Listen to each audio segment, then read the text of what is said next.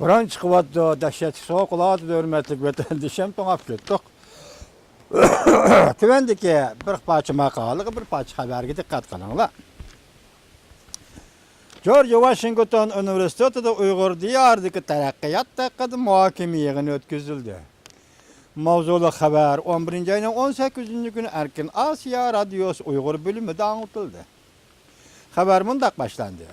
Şu qatarda mezkur rayında 60 yıldan buyan barlığa kelgen umumi terakkiyat manzurisinden nime üçün yerli halk bolgan Uygurlarning to'xtavsiz qarshilığını yo'qotishga qodir bulalmaganligi nurg'un chet elliklarni o'ylantirayotgan masalalarning biri bo'lmoqda. Bir cümle cevap bereli hürmetli chet ellik dostlar. Uygurning turmuşa köngül biliyotgan hürmetli dostlar. Bu Şinjan'da elip berilayotgan Şarkı Türkistan'da elip berilayotgan terakkiyat bu mustamlika tüzümünün ihtiyacı üçün elip berilayotgan terakkiyat iken bu terakkiyat mustamlika milletke faydalı yetkizmeydi. Belki mustamlika el halkı kul buludu. Mustamlikçiler özünün burayını mustamlik kılış üçün kerek bolduğan terakkiyattı. Bundan Xitay köçmelleri bəhrəmən buludu ki Uygurlar bəhrəmən bulmaydı. Mening şahsen yeskilişimçe Amerika hükümeti mezkur rayonga unçuvala kızıkıp ketmeydi. Xitayning parça bulup Şinjan rayonunun Xitaydan ayrılıp çıqqanlığını körüşni texama xalamaydı. Çünkü bu hal köplegen işkilemçi meselelerge, meselen zor sandığı köçmeller meselesi ve yer şari iktisadının gömürlüşü degenlerini ortaya çıkardı. Şan Robert efendim bu yığında sözlügen leksiyası da şundak sözlepti. Mening es qilishimcha Amerika hükümeti mezkur rayonun unçula kızıkıp ketmeydi. Biz bununla cevap vereli Şan Robert efendi. Biz Amerika'nın bilişimiz sizin Amerika'nın bilişinizde sözler fark varken biz dünyanın içindeki Amerika'nın içindeki dünya dep qarap kelyapmiz. Bu 70 yıldan beri hazırki dünyanın tertibini Amerika berpa kıldı. Amerika dünyada qayerge köngül bölüdü, qayerge köngül bilmeydi, belki ilgiri kiyinlik meselesidir. Dünyada Amerika köngül bilmeydiğen mesele mevcut emas. Hazırlı biz baş sözlep öttük. Noktalıq meselede Prezident Obama nemi dedi? Amerika dünyanın işlerine davamlıq arılışıdır dedi. Demek siz Amerika burayın yani Şinjan rayına köngül bilmeydi dediniz. Amisinizi bu. Belki siz bilirsiniz. Bunu başka adam emez. Siz çokum bilirsiniz. Şan Robert efendi 1940 yıldan 45 yılgacha bo'lgan 5 yıl aralig'ida Amerika Qo'shma Shtatlarning Iroq Sharq siyosatida Uyg'uriston, Sharqi Turkiston, bugungi Şinjan muhim masalalarning ichidagi eng muhim masala edi Şan Robert efendi. Bu bir nokta ketdi. Amerika unçola kızıqıp ketmeydi. İkinci Xitayning parça bulup Şinjan rayonunun Xitaydan ayrılıp çıqqanlığını körüşni texami xalamaydı. Şundak. Kudretlik devlet Amerika Qo'shma Shtatları hükümeti bugün Şinjan rayonunun Xitaydan parça bulup bölünüp çıkıp ketishni körüşni xalamaydı. Emas aynı çağda Sobiq Sovetlar ittifaqının parça bulup çıkıp ketishni xalamagan edi. Amerika Qo'shma Shtatları hükümetinde her kandak bir rehber, her kandak bir siyasi erbab hiç kaçan o'ttirg'i çıkıp biz Sobiq Sovetlar ittifaqını parçalaymiz demagan edi. Hatta şunun haberimiz var iken ki Şan Robert efendi 1987 yılı 6. ayda Prezident Reagan İtalya'nı ziyaret qilish davomida qayrilib Germaniyaga tushib Gorbachev, Mr. Gorbachev, biz bu tamni öğrü bitayil deb notoq sözlüge vaqtida. Şu vaqtida Reagan, Prezident Reagan'ın işhanedeki, Aksaray işhanesideki iştaşları, hizmetdaşları bu notoqda sözleşke qo'shilmagan edi. Vaqtida Aksaray'daki erbaplar ya Prezident Reagan'ın etrafında işleydiğen erbaplar komünizm bilen birlikte yaşaymiz. Komünizm bilen teşhista birlikte turimiz. Herkes komünizm karşı hareket kılmayımız deyişken idi. Bugünkü sizin nazarınızdaki Amerika'nın adamları, Amerika hükümetinin siyasi yolları belki de şundaktır. Diken Prezident Reagan bir cümle çakırık bilen Sobiq Sovetlarni mustamlik sistemini ag'dirib tashladi ve Sharqiy Yevropani Rossiyaning tapinidan azod qildi. Mana bu misalni men size keltirişan Robert efendim. İkinci, çünkü bu hal köpligen işkilamçı meselelerge meselen zor sende köçmeller meselesi yer şari iktisadının gümürlüş degenlerini oturgu çıkardı. Şinjan Xitaydan ayrılıp çıksa yer şari iktisadı gümürlendiken Şan Robert efendi Angliya Avrupa'dan partilenip çıktı. Bölünüp çıktı. Dünyanın iktisadı gömürüldü mü? Mesela Şotlandiya referandum taşladı, müstakillik için bilet taşladı. Gerçi müstakil bulanmagan bolsun, dünyanın iktisadi yemirildi mi? Mesela şunun Katar'da Şarkı Timur müstakil oldu. Kosovo müstakil oldu. Yugoslaviya'daki 5 devlet müstakil oldu.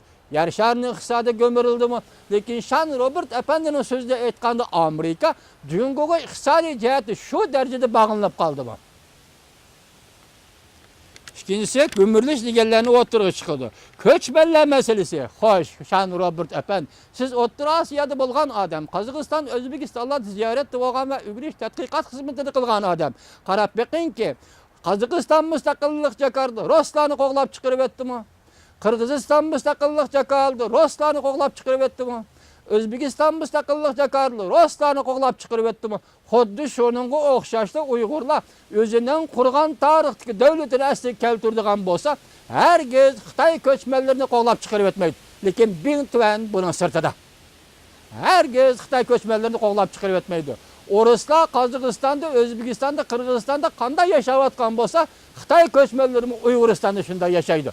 Nima siz bu yerda ko'chmanlar masalasini o'tirg'ali degan so'zni ko'tarib chiqdingiz Şan Robert efendi? Anadaki yani nima deydi davamlaştırıp Xitoy hukumatining tushunchasida mazkur rayonni taraqqiy qildirishda millatlar etnik farq va diniy kayfiyat bu xil qaloqlikning eng ro'shan ikki xil ifodasi. Masalan, etnik millatlik mavjudligi, til mavjudligi, madaniyat mavjudligi, diniy e'tiqod mavjudligi buni Xitoy yoqtirmaydi ekan. Bularni o'zgartirish orqali Xitoy bu rayonni taraqqiyotga ishga oshirdi ekan. Siz mushu o'zgartirishlarga qanday ko'z qarashda bir amerikalik bo'lib sifatingiz bilan Şan Robert efendi, siz mushularga qanday ko'z qarashda bo'lyapsiz? Bir millatning dinini yo'qotish, e'tiqodini yo'qotish, bir millatning etnik qurilmasini yo'qotish, bir millatning etnik millat sifatini yo'qotish, bir millatning ana tilini yo'qotish, bir millatning madaniyati va ma'rifini yo'qotish, qisqasi bir millatning urf-odatini yo'qotish, qisqasi millatni yo'qotish. Bu qanday taraqqiyot Robert Şan Robert efendi buni Xitoyning nazarida debsiz. Bu sizning nazaringiz emas. Xitoy agar Uyg'urni mushuna yo'qotiman degan bo'lsa, siz qanday ko'z qarashda bo'lasiz? Şan Robert efendi siz bir Amerikalik dunyoda qurt qo'ng'izlarning yo'qolishini qo'llamaydigan xalq. Xo'sh, siz bundan qanday ko'z qarashda bo'lasiz Robert efendi?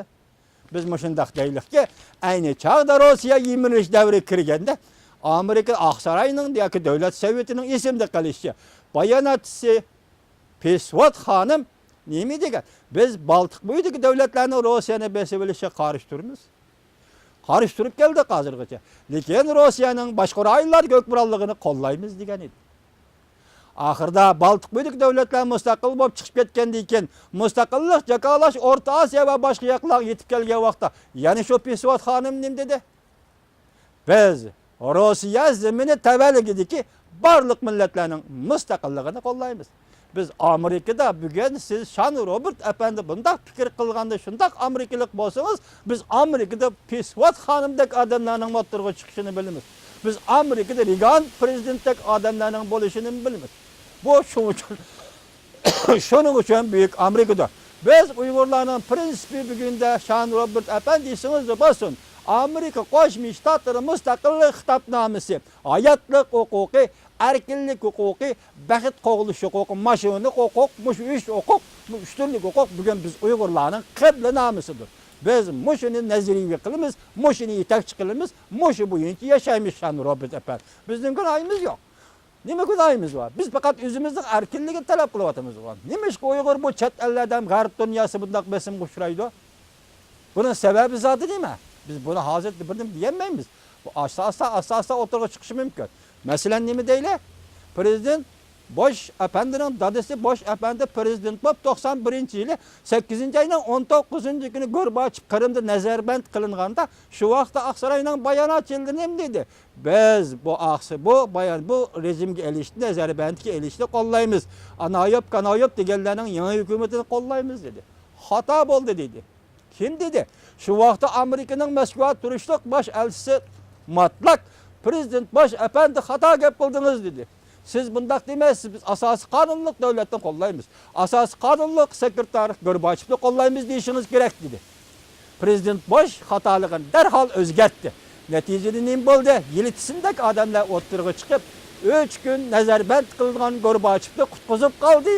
Gorbachev Rossiyani parchalab. Siyosat bu shundaq narsa. Shon Robert Efendi esingizda bo'lsin, bugun Cumhuriyetçiler Partisining a'zosi Trump efendi Amerika Qo'shma Shtatlariga prezident bo'ldi. Bugun shu prezidentning Trumpning partiya programmasi 7-oyda belgilangan partiya programmasining eng oxirida Tibet meselesi, Şinjan meselesini o'tirib kirgizdi. Belki siz taktik için sözlegensiz Şan Robert Efendi. Belki siz siyaset için sözlegensiz Şan Robert Efendi. Bugünkü Cumhuriyetçiler Partisi Amerika'da sayılamda galiba kılgan Cumhuriyetçiler Partisi onun bu yılki 7. aydaki siyasi programımızda Tibet meselesi, Şinjan meselesi oturup koyuyor. Geçiren Şan Robert Efendi.